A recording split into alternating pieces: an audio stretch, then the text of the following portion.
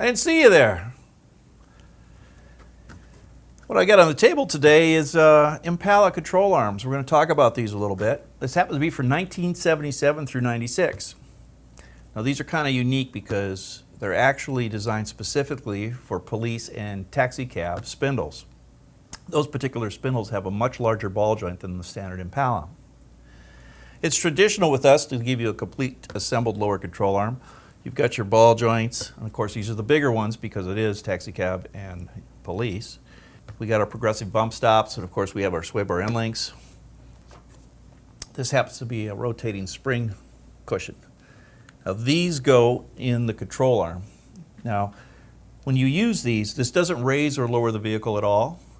Everything remains at standard height, so you can use these with a stock spring. But if you decide to lower the vehicle, and a lot of guys do, many times they're just going to trim their coil spring. So what happens is you're going to lose your index. There's an index in the frame and there's one in the lower control arm. Well, let's say you trim your coil springs.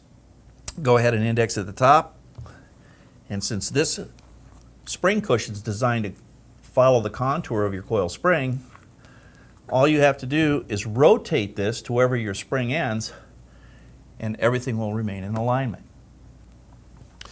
The lower control arm bushings are del-a-lums. They've got a grease fitting there for lubrication so they don't squeak. They act like a bearing. They actually have an inner rotating sleeve, and with these thrust washers they control fore and aft movement.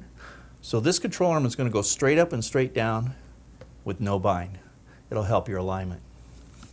The part number for these is a CTA 15L. It's strictly for the taxi cab and police spindles for 1977 through 96.